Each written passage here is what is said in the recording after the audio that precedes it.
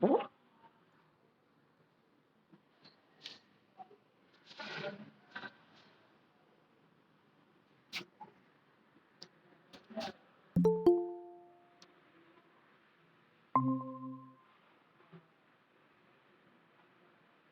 नमस्कार। नमस्ते सर।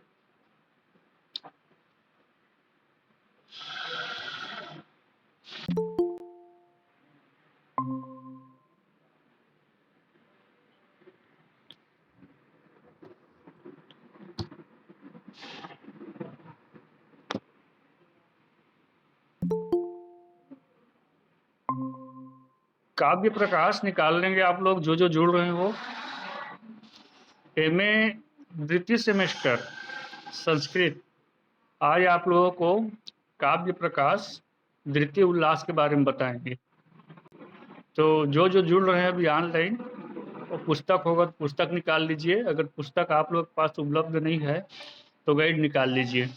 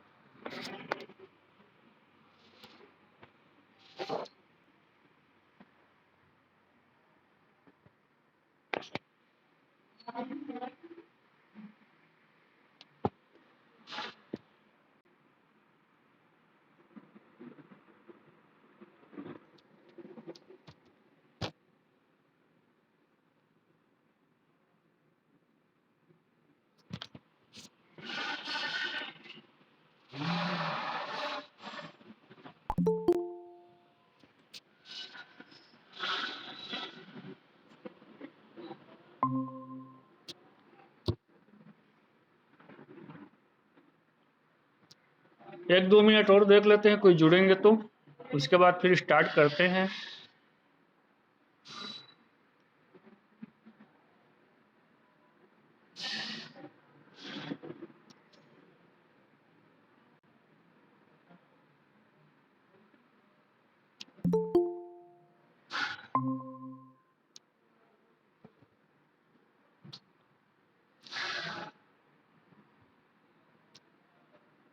देखिए, आवाज सुनाई दे रहा है सबको? हेलो। हाँ, देखिए, जितने भी संस्कृत पढ़ने वाले हैं, चाहे वो रविशंकर विश्वविद्यालय से हो, चाहे सुंदरलाल शर्मा से हो, चाहे एमपी से हो, मध्य प्रदेश से, क्योंकि एमपी है, राजस्थान है, ये क्या है, संस्कृत का गढ़ है। यहाँ पर संस्कृत विद्यालय बहुत मिलेगा। अधिकांश महाविद्यालयों में क्या है, वहाँ पर संस्कृत का अध्ययन अध्यापन का कार्य अच्छे से चलता है, फेमस है। तो आप कहीं भी देखोगे तो काव्य प्रकाश का पढ़ाई होता ही होता है। मतलब पाठ्यक्रम में इसका समावेशन होता है। साहित्य कह दिए तो संस्कृत साहित्य में बहुत से नाटक हैं, बहुत से साहित्य हैं, काव्य है, महाकाव्य है, कथा है, आख्यायिका है। मतलब साहित्यों का क्या है, इसमें पूरा का पूरा भंडार है। उसके बावजूद भी काव्य प्रकाश एक ऐसा ग्रंथ है जिसको सभी विश्वविद्यालय, चाहे वो कहीं का हो, उसमें समावेशन किया गया है। और मुख्य बात इसमें क्या है, आप लोगों का चाहे पहला सेमेस्टर हो, पहला में तो एकदम कम पढ़ना पड़ा आप लोगों को। काव्य प्रकाश के बारे में पहला सेमेस्टर में एकदम कम पढ़ना पड़ा। दूसरा में थोड़ा ज़्यादा, तीसरा और चौथा में पूरा का पूरा पढ़ना है। मतलब 10 उल्लास है, जो पाठ अध्याय ऐसा पढ़ते आ रहे हैं हम लोग पूर्व से। उसको क्या किया गया है, इसमें उल्लास में विभक्त किया गया है। प्रथम उल्लास, द्वितीय उल्लास, तृतीय उल्लास करके। कभी कभी 1 नंबर 2 नंबर का प्रश्न रहता है, उसमें यह प्रश्न पूछ दिया जाता है कि काव्य प्रकाश में कितने उल्लास है। ठीक है, तो काव्य प्रकाश में 10 उल्लास है, ऐसा प्रश्न पूछ दिया जाता है। दूसरा, इसमें प्रत्येक उल्लास का नामकरण है, प्रत्येक उल्लास का नामकरण है। हाँ, सभी जितना भी उल्लास पढ़ते हैं ना, सबका नाम अलग अलग है। जैसे कि आज आप लोगों को द्वितीय उल्लास के बारे में, दूसरा उल्लास के बारे में बताया जा रहा है। तो इसका भी नाम है। 1 नंबर 2 नंबर के प्रश्न में कभी-कभी इसको भी पूछा जाता है, हाँ? कि काव्य प्रकाश द्वितीय उल्लास का नाम क्या है? तो काव्य प्रकाश द्वितीय उल्लास का नाम आप लोगों का मतलब कि क्या है? हाँ, शब्दार्थ स्वरूप निर्णय। क्या है उसका नाम? शब्दार्थ स्वरूप निर्णय। शब्दार्थ, शब्दार्थ का तात्पर्य क्या होता है? तो दो चीजों से मिल करके बना हुआ है शब्दार्थ, अर्थात तो दो दो चीजों से मिल के बना हुआ है, शब्द और अर्थ। शब्दार्थ मतलब शब्द और अर्थ हो गया। स्वरूप निर्णय, तो उसका जो स्वरूप है, स्वरूप उसका स्वयं का जो रूप है, स्वरूप मतलब स्वयं का जो रूप है, उसका निर्णय को इसमें क्या किया गया है, बताया गया है। शब्दार्थ के स्वरूप का निर्णय। अब पहला प्रकाश में आप लोगों ने पढ़ा है, क्या पढ़ा है? तद दोषो शब्दार्थो सगुणो अलंकृति पुनः क्वापी। यह क्या है? काव्य का लक्षण। संस्कृत साहित्य में बहुत से आप लोगों को कवि, महाकवि मिलेंगे। सब ने क्या किया है? अलग अलग काव्य का लक्षण निरूपण किया है, अलग अलग।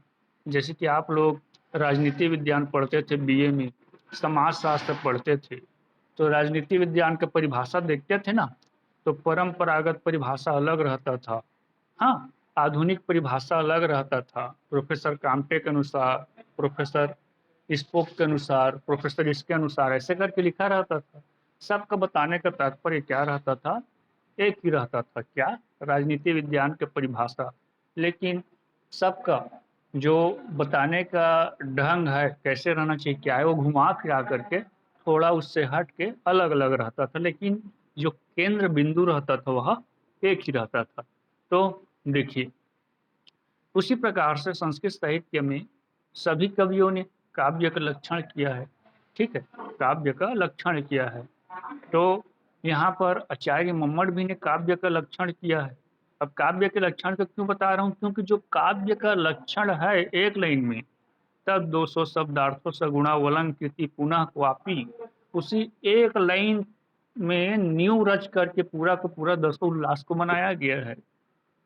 शब्दार्थो तद 200 शब्दार्थो तद, अर्थात कि वह जो काव्य में रहता है, शब्दार्थो अर्थात कि शब्द और अर्थ, जो काव्य में रहता है शब्द और अर्थ, तद 200, वह 200 दोष से रहित रहना चाहिए। पहला पॉइंट लिखे होगे, परीक्षा भी में आया है, तो ये आप लोग पढ़े होगे, ख्याल आ रहा है ना? हाँ, तो तद 200 दोष, दोष किस में रहना चाहिए? नहीं, दोष से रहित कौन रहना चाहिए? दोष किस में नहीं रहना चाहिए? शब्दार्थों, शब्द और अर्थ दोष से रहित रहना चाहिए, मतलब दोष बिल्कुल नहीं दिखना चाहिए। तो जब तक से हम शब्द और अर्थ के बारे में नहीं जानेंगे, जब तक शब्द और अर्थ के बारे में नहीं जानेंगे, तो दोष के बारे में जान पाएंगे क्या? नहीं जान पाएंगे। तो सबसे पहले हमको क्या जानना है? शब्द और अर्थ के बारे में जानना है। इसीलिए काव्य प्रकाशकार आचार्य मम्मट ने क्रमबद्ध तरीके से यहाँ पर द्वितीय उल्लास में शब्दार्थ निरूपण को निरूपित किया है, अर्थात शब्दार्थ निरूपण को यहाँ पर बताया गया है। आप लोग जो भी उल्लास पढ़ो, काव्य प्रकाश में आगे सेकेंड सेमेस्टर, हाँ, थर्ड सेमेस्टर, फोर्थ सेमेस्टर, तो सबसे पहले यही लक्षण वाला बात आएगा ही आएगा कि उसको क्यों बताया गया है। प्रत्येक सेमेस्टर को, मतलब प्रत्येक उल्लास को बनाने का, लिखने का कारण है। तो उसका मुख्य कारण क्या है? यहाँ पर जो लक्षण बताया गया है, लक्षण के तद अनुरूप, लक्षण के तद अनुरूप यहाँ पर दसों उल्लास का निर्माण किया गया है काव्य प्रकाश में, ठीक है। अब यहाँ पर अब आगे देखते हैं शब्दार्थ स्वरूप निर्णय। अब आप लोगों के मन में आएगा कि इसका क्या है, बैकग्राउंड क्या है, इसके अंतर्गत क्या क्या पढ़ेंगे। तो सुनिए ध्यान से, इसके अंतर्गत हम लोग पढ़ेंगे अर्थ, 3 प्रकार का अर्थ बताया गया है, 3 प्रकार का शब्द बताया गया है और 3 प्रकार का उन्हीं शब्द और अर्थ में शब्द शक्तियां बताया गया है। तो 3 प्रकार का अर्थ क्या होगा? वाच्य, लक्ष्य और व्यंग। वाच्य, लक्ष्य और व्यंग। अब आगे पढ़ते जाएंगे तो वाच्य क्या है, लक्ष्य क्या है, व्यंग क्या है, इसका विस्तृत विवेचन आप लोगों के समक्ष करते जाएंगे। अभी शांत में सुनते जाइए। 3 प्रकार का अर्थ होता है, वाच्य, लक्ष्य और व्यंग। 1 नंबर 2 नंबर के प्रश्न में इसको भी पूछा जाता है। 3 प्रकार का शब्द रहता है, वाचक। पहला शब्द क्या रहता है? वाचक। दूसरा शब्द रहता है लक्षक और तीसरा शब्द रहता है व्यंजक। ठीक है, 3 प्रकार का शब्द हो गया, 3 प्रकार का अर्थ हो गया। अब उसके पश्चात 3 प्रकार का शब्द शक्ति बनता है। हाँ, कोई, हाँ बोलिए।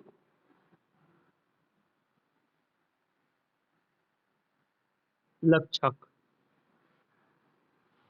पहला वाचक, दूसरा लक्षक और तीसरा व्यंजक। और अर्थ में पहला वाच्य, दूसरा लक्ष्य और तीसरा व्यंग। अब इन्हीं से 3 प्रकार का शब्द शक्ति बनता है। इन्हीं से शब्द और अर्थ बताया ना, शब्द में वाच्य, लक्ष्य और व्यंग। और हाँ नहीं, अर्थ में वाच्य, लक्ष्य और व्यंग और शब्द में वाचक, लक्षक तथा व्यंजक। अब इनसे 3 प्रकार के शब्द शक्तियों का निर्माण होता है, जिसको हम लोग द्वितीय उल्लास में विस्तृत रूप से पढ़ेंगे। तो देखिए, शब्द शक्ति में पहला अमिधा नामक शब्द शक्ति हो गया। ठीक है, जो शब्द है वाचक, जिसका अर्थ है वाच्य, उससे कौन सा शक्ति उत्पन्न होता है? अमिधा नामक शब्द शक्ति उत्पन्न होता है। दूसरा है शब्द है लक्षक, और उसका अर्थ क्या निकलता है? लक्ष्य को, लक्ष्य को पकड़ता है। उससे कौन से शब्द शक्ति का निर्माण होता है? लक्षणा नामक शब्द शक्ति का निर्माण होता है। ठीक है, तीसरा है व्यंजक। तीसरा शब्द क्या है? व्यंजक। जिससे कौन सा अर्थ निकलता है? व्यंग नामक अर्थ निकलता है, जिससे व्यंजना नामक शब्द शक्ति का निर्माण होता है। इस प्रकार से अमिधा, लक्षणा और व्यंजना नामक 3 प्रकार का शब्द शक्ति यहाँ पर द्वितीय उल्लास में आचार्य मम्मट के द्वारा माना गया है। ठीक है, इस प्रकार से यहाँ पर ग्रंथकार 3 प्रकार का अर्थ, 3 प्रकार का शब्द और 3 प्रकार के शब्द शक्तियों का यहाँ पर वर्णन करेंगे। किसी को कुछ पूछना है? इतना बताया गया इंट्रोडक्शन के रूप में। अगर किसी को कुछ डाउट होगा, समझ नहीं आया होगा, तो किसी को कुछ पूछना होगा तो बताइए। इतना भी जो लेक्चर दिया गया उसमें किसी को कुछ समस्या होगा, समझ नहीं आया होगा तो बताइए। आवाज सुनाई दे रहा है सबको? हेलो, किसी को कुछ पूछना है कि आगे बढ़ें? हाँ, हाँ, हाँ, 3 प्रकार का। हाँ, हाँ, हाँ, बोलिए बोलिए।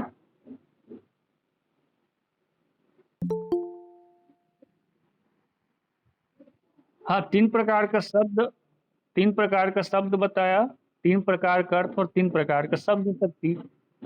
अब इन्हीं का विवेचन आगे हम लोग द्वितीय प्रकाश में करेंगे।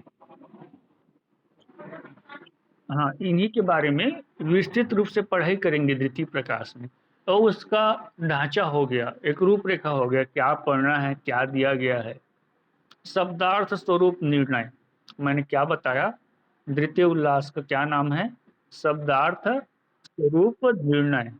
तो ये शब्द अर्थ के स्वरूप का निर्णय, उसी के बारे में हम लोग आगे पढ़ते जाएंगे। ठीक है, तो आगे देखिए, आगे बढ़ें। अब हाँ, स्पीकर को म्यूट कर लेंगे, किसी कुछ पूछना रहेगा वही स्पीकर को ऑन करेंगे। ठीक है, देखिए, द्वितीय उल्लास को जब हम पुस्तक में खोलते हैं तो सर्वप्रथम क्या लिखा है? क्रमेण शब्दार्थयो स्वरूपमा। क्रमेण शब्दार्थयो स्वरूपमा। अब स्टार्ट कर रहे हैं पुस्तक को पढ़ना। क्या लिखा है? क्रमेण शब्दार्थयो स्वरूपमा। अब क्रमबद्ध तरीके से शब्दार्थ के स्वरूप को यहाँ पर बताया जा रहा है। ठीक है, शब्दार्थों, क्रमबद्ध तरीके से शब्दार्थ के स्वरूप का यहाँ पर निरूपण किया जा रहा है आचार्य मम्मट के द्वारा, या बताया जा रहा है। सूत्र नंबर 5 लिखा है उसके बाद। सूत्र नंबर 5 क्या लिखा है? सुनिए ध्यान से। इस्या द्वावाचको लाक्षणिका शब्दों अत्र व्यंजक स्त्रिधा। इस्या द्वावाचको लाक्षणिका शब्दों अत्र व्यंजक स्त्रिधा। नमस्ते सर। अब देखिए, इस्या द्वावाचको, वाचक, लाक्षणिका मतलब लाक्षणिक, शब्दों अत्र, यह शब्द, व्यंजक अर्थात कि व्यंजक, इस त्रिधा मतलब कि 3 प्रकार का होता है। अर्थ क्या हो जाएगा इसका? जो काव्य पढ़ते हैं हम लोग संस्कृत में, जो काव्य हम लोग पढ़ते हैं उसमें वाचक, लाक्षणिक और व्यंजक भेद से 3 प्रकार का शब्द होता है। कौन कौन 3 प्रकार का शब्द? वही जो वाचक, लक्षक, व्यंजक बताया ना, वही है। वाचक, लक्षक, व्यंजक जो आप लोगों को बताया वही है। वाचक जो लक्ष्य बताया गया था, लक्षक बताया गया था, उसको लाक्षणिक लिखा है, दोनों का तात्पर्य एक ही है। और व्यंजक मतलब व्यंजक भेद से 3 प्रकार का शब्द होता है। शब्दों को बताना स्टार्ट किया गया है, सूत्र के माध्यम से बताया गया है। सूत्र लिखा है 5 नंबर का। इस्या वाचको लाक्षणिका शब्दों अत्र व्यंजक स्त्रिधा। हाँ, शब्दों अत्र, जो शब्द रहता है, अत्र अर्थात यहाँ। कहाँ? यहाँ जो काव्य पढ़ते हैं वहां पर जो शब्द रहता है स्त्रिधा, वह 3 प्रकार का रहता है। वह शब्द कितने प्रकार का रहता है? 3 प्रकार का। वाचक, लाक्षणिक और व्यंजक, 3 प्रकार का शब्द रहता है। नीचे में लिखा है तीखे अक्षर में, पुस्तक जिनके पास हो वो देख सकते हैं। अत्रेति, अत्रेति काव्ये ऐसाम स्वरूपम वक्ष्यते। अत्रेति काव्य, अत्रेति मतलब इसका अर्थ काव्य में लेना चाहिए। यह जो शब्द बताया गया है यह किसमें मिलता है? क्या क्या शब्द बताया गया है? वाचक, लक्षक और व्यंजक। यह कहाँ देखने को मिलता है? काव्य में मिलता है। वाचक, लक्षक और व्यंजक, यह जो शब्द बताया गया है यह शब्द कहाँ देखने को मिलता है? वही हम साहित्य में जब काव्य को पढ़ेंगे तो यही मिलेगा। वाचक शब्द मिलेगा, लक्षक शब्द मिलेगा, व्यंजक शब्द मिलेगा। इतना दिन से हम लोग बीए से पढ़ते आ रहे हैं काव्य। हाँ, काव्य पढ़ते आ रहे हैं, नाटक पढ़ते आ रहे हैं, महाकाव्य पढ़ते आ रहे हैं, लेकिन इस चीज को हम लोगों के द्वारा क्या किया गया? ध्यान नहीं दिया गया। उन्हीं में यह समाहित रहता है। उसी जो पढ़ते हैं नाटक, काव्य, महाकाव्य इत्यादि, उसी में क्या रहता है? वाच्य रहता है, उसी में लाक्षणिक रहता है, उसी में व्यंजक रहता है। हाँ, तो उसी को लिखा है अत्रेति काव्य, यह काव्य में पाया जाता है या काव्य में रहता है। उसके बाद आगे लिखा है एसाम स्वरूपम व्यक्षते। एसाम स्वरूपम व्यक्षते, इसके स्वरूप को व्यक्षते देखते हैं या निरूपण करते हैं, या फिर इसके स्वरूप को अब बदलाया जाएगा। इसके स्वरूप को बदलाया जाएगा, वही वाचक, लक्षक, व्यंजक जो शब्द बताया गया, वाचक, लक्षक, व्यंजक जो शब्द बताया गया, इसके स्वरूप को क्या किया जाएगा? बताया जाएगा। ठीक है, देखिए। और अन्य शास्त्र में वाचक तथा लक्षक दो प्रकार के, सामान्य जानकारी के लिए, और अन्य आप लोग विचारधारा पढ़ोगे संस्कृत साहित्य के, तो वहां पर दो प्रकार के, हाँ, क्या माना जाता है, मतलब कि शब्द माना जाता है। इसमें तीन प्रकार का माना गया है, दो प्रकार के माना जाता है, और दूसरे को पढ़ोगे आप लोग को। और दूसरे काव्य जैसे कि साहित्य दर्पण काव्य विश्वनाथ का पढ़ रहे हो, या आनंद वर्धन का पढ़ रहे हो, और आप लोग जानते भी हो सेकंड पेपर ग्रंथ तथा चिंतक परंपरा पढ़ते हो, तो उसमें चिंतकों का नाम रहता है राजशेखर, मम्मट, वैसे करके, मतलब कि नाम दिया रहता है, प्रथम इकाई में रहता है, पूर्व में प्रथम सेमेस्टर में भी आप लोग पढ़े हो। तो उसमें आप लोग पाए होगे कि कोई बहुत से जो शास्त्र है या विद्वान है, संस्कृत के लेखक कवि हैं, तो बहुत से क्या मानते हैं, वाचक तथा लक्षक दो प्रकार के ही, मतलब कि शब्द को मानते हैं, दो प्रकार के प्रायः शब्द को मानते हैं, लेकिन जो तीसरा व्यंजक शब्द का है, उसका निरूपण साहित्य शास्त्रों को छोड़ करके अन्य शास्त्रों में नहीं मिलता। उसका निरूपण साहित्य शास्त्र को छोड़ करके अन्य शास्त्रों में नहीं मिलता। आवाज सबको सुनाई दे रहा है?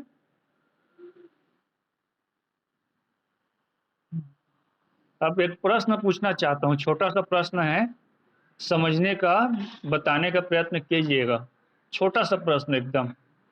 देखिए, अभी कौन सा प्रश्न पत्र पढ़ रहे हैं? कौन सा प्रश्न पत्र? हाँ, चतुर्थ। हाँ, ठीक। चतुर्थ प्रश्न पत्र का नाम क्या है?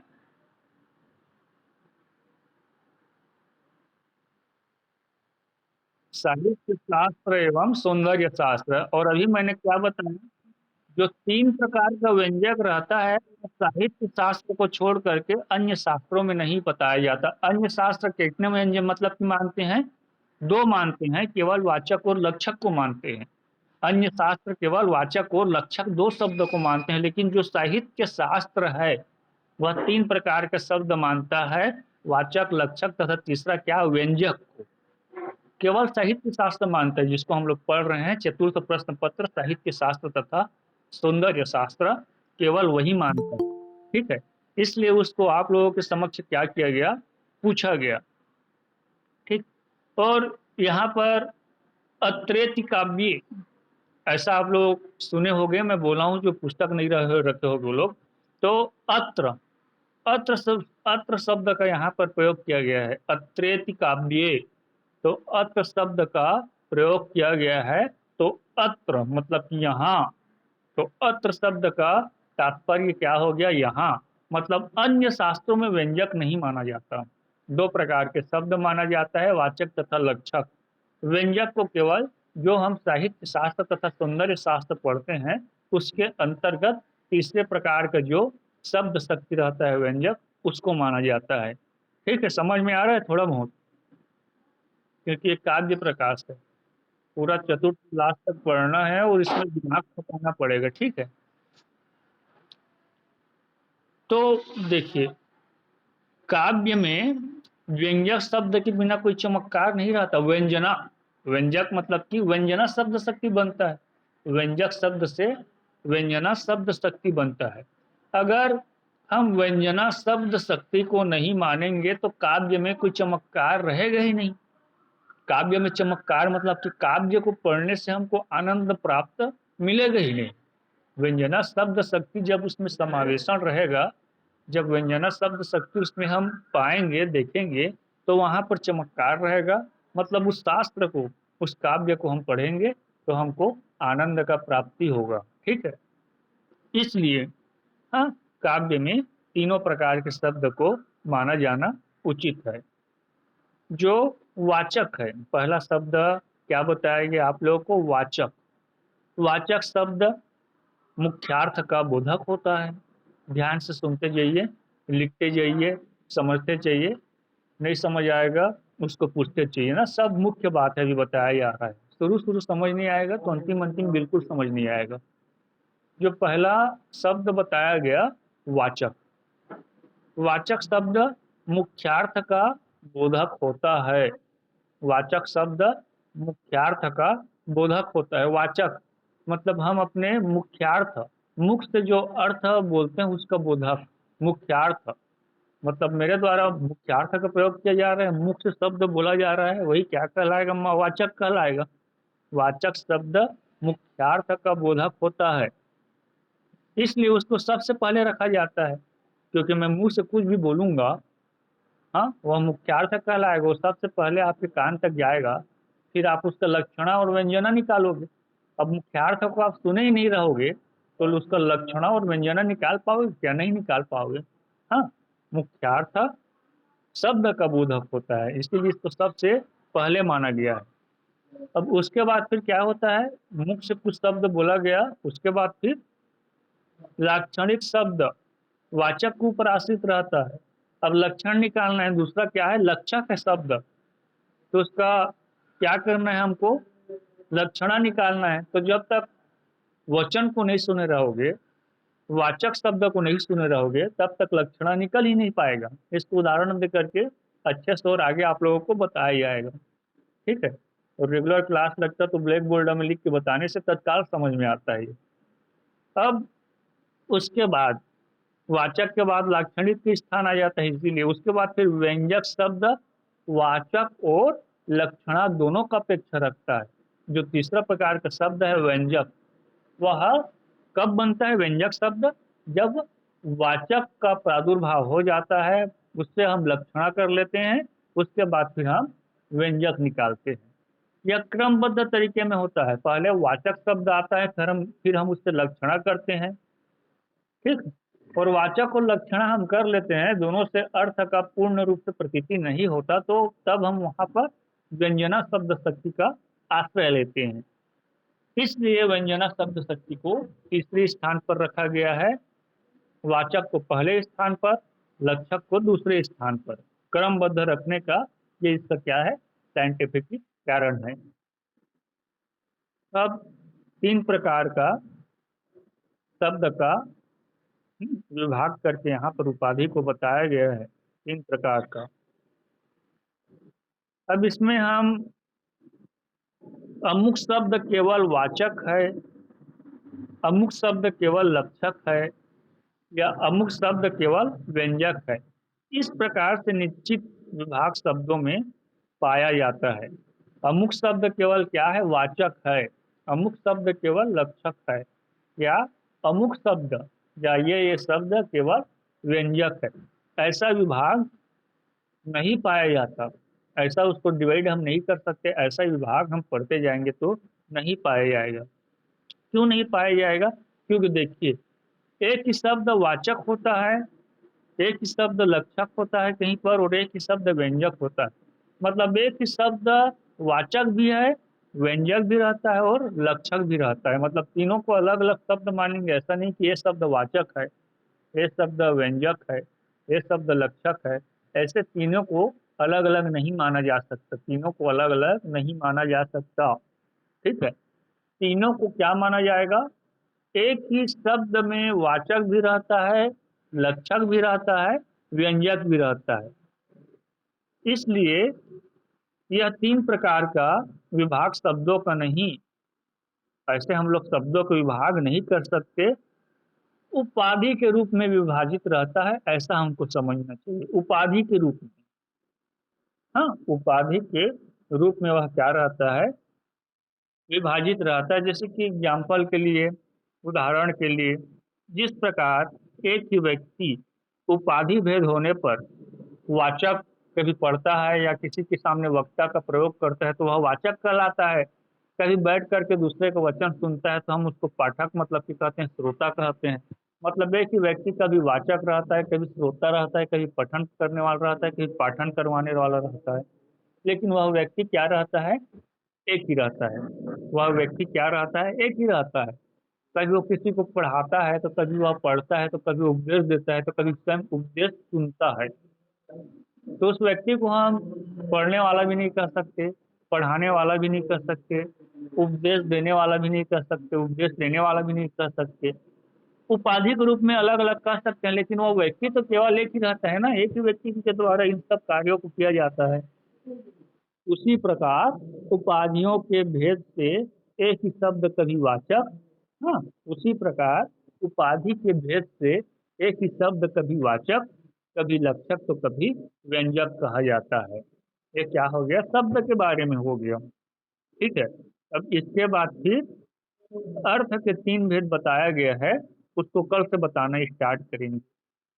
क्योंकि जब तक से आज जितना बताया गया आप लोगों को, आज जितना आप लोगों को बताया गया उसको अच्छे से नहीं समझ पाओगे शब्द को, तो अर्थ में प्रवेश करेंगे तो वह समझ में नहीं आएगा।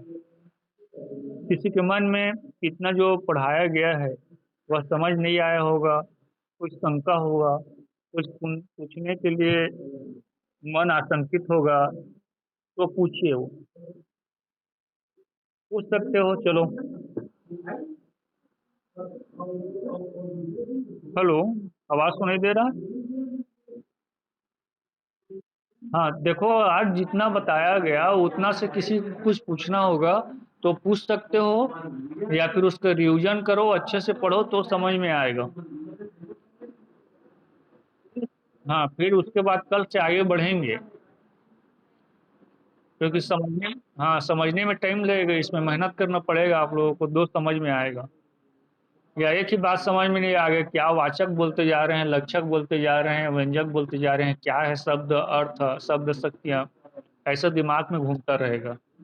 तो आज क्या बताया गया, शब्द को बताया गया सूत्र नंबर 5 के माध्यम से, इससे वाचको लाक्षणिका सप्तो अत्र व्यंजक स्थित करके।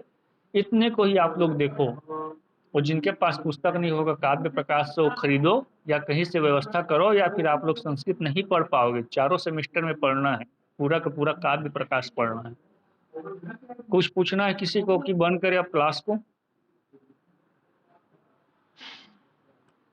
चलिए, नहीं पूछना है तो लेफ्ट होते जाइए, और एक क्लास और लेंगे आप लोगों का, ठीक है, दर्शन पढ़ेंगे उसमें, उसके लिए तैयार रहना। चलिए, मैं लिंक भेजूंगा समय देख करके। हाँ, लेफ्ट होते जाइए, चलिए अब।